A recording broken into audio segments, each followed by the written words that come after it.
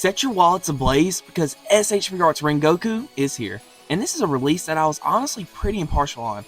Like, the promos were cool and all, but nothing really grabbed my eye about it.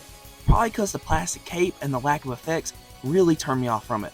Plus, I have the Figma DX version and that one's pretty damn good. Also, it scales well with SH Figuarts Tanjiro.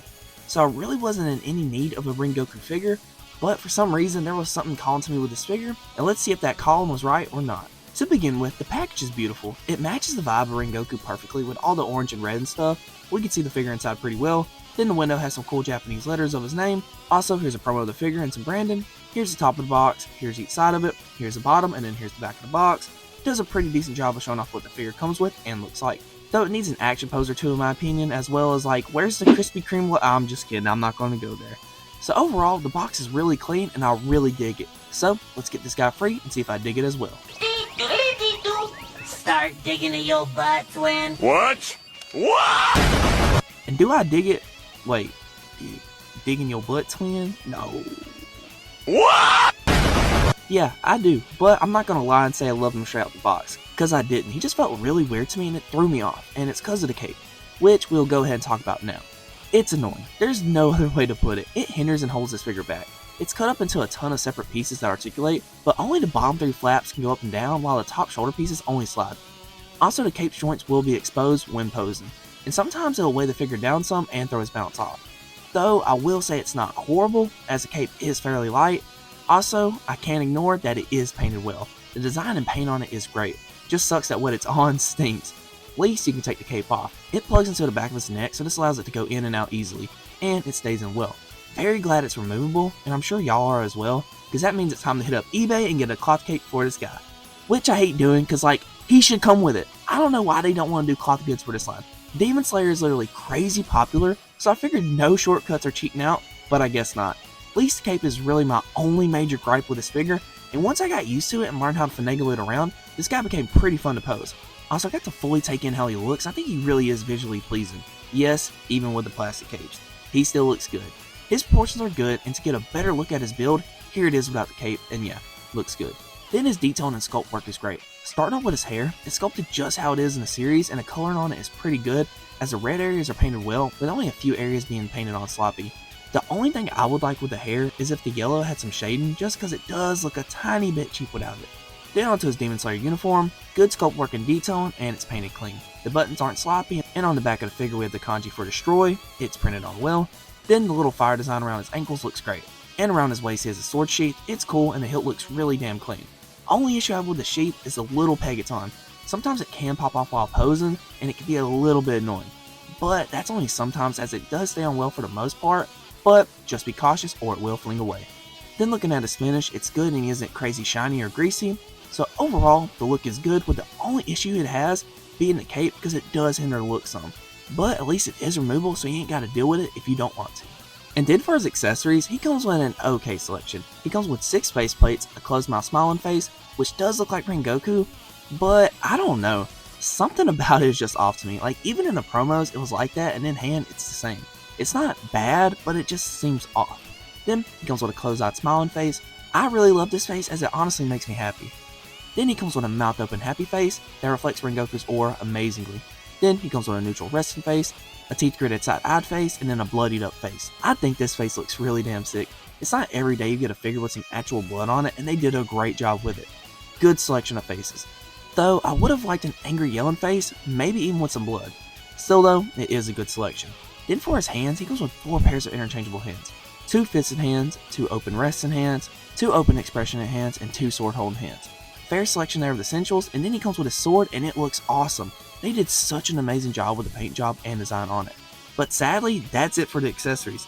Disappointing in my opinion, because he should have came with some sort of fire effect. Like, it didn't even have to be like a full-on crazy effect.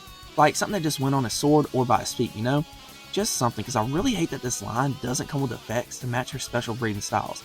Like, I get they want us to buy their effects, but they don't match entirely, so that stinks. But at least the stuff he does come with is a decent selection that allows you to have some fun with this figure. And speaking of fun, let's see how much fun his articulation gives us. Rengoku's articulation is pretty good, as it allows him to hit some dynamic poses and is so much fun doing so.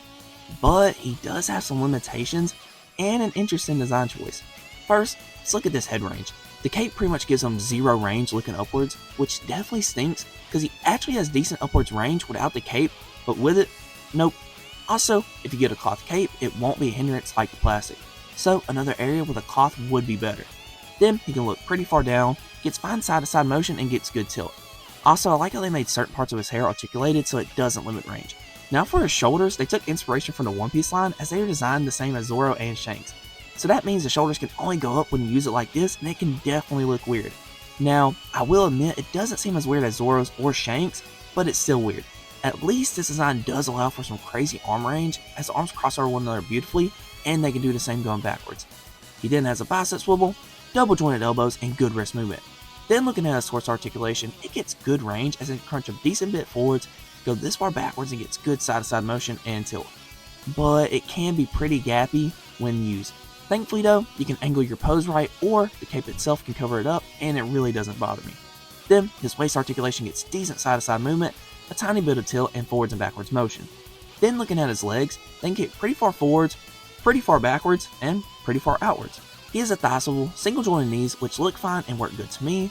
Also, he has a joint at the calf to help get extra range with a knee bend, so that's great. And then he has good ankles as they can go up and down fine and get a good rocker, and he has a toe joint. So overall, he gets good range. Only area that legit limits the posing capabilities with this guy is the plastic cape, because without it, man, posing this guy is way more fun, and I bet having a cloth cape would bring this guy to the next level. And now, don't think I'm saying he can't pose with a plastic cape, because you can, but it's just not going to be as fun. But enough of that, let's do some figure comparisons. Rengoku scales a lot better than I thought he would, because in the promos next to Tanjiro, he seems small, but in person it's fine and he scales well next to him. Here he is next to SH Figuarts Akusa. This scale is great. Rengoku is like an inch or two taller than him, so this works, and having them pose up together is peak. Then here he is next to Figma Rengoku, and the Figma still holds its ground and legit still looks really good. Plus, it came with a lot more accessories. But the SHF does feel a lot better and durable posing wise, so I really think this is an apples and oranges comparison. Also, here's a Figuarts Rengoku with the Figma effects, and damn y'all, it really brings this figure up to another level. Then, here he is next to SHF Ace for no reason. Here he is next to SHF Gon. Here he is next to Luffy. Here he is next to Team Gojo. Here he is next to Demon Uncle Fit Goku. And lastly, here he is next to Storm Collectibles Kyojuro Hama. So overall, what do I think about this figure? I think it's a solid release, as it looks good and can pose pretty damn well. But the plastic cape and the lack of effects hold it back in my opinion. Like, the plastic cape just makes him annoying to handle at times and limits the head range looking up, which does affect some poses. And then the lack of effects stinks because Fire's his thing, and he doesn't come with any. He definitely should have came with something. Maybe a tiny piece for his katana, I don't know. Also, the lack of a yelling face is sorta lame as well. But hey, I'm not gonna crap on the accessories fully, as he still does have a decent selection of stuff, but y'all know how it is. Definitely some itches that need to be scratched. And as I said, he is and can be really fun to pose with what he has, and if you upgrade bro with a cloth cape and some effects, he can be even more fun. If you want this guy, I'd definitely recommend checking Hobby Genki. And if you want to buy from the USA, wait for a discount because he ain't worth $80. But it's your money, so you do what you gotta do. That's it for this one, guys. Thank y'all so much for being here and watching, and y'all let me know if the plastic capes bother you. I appreciate all your support, and I'll see all y'all in the next one. Peace.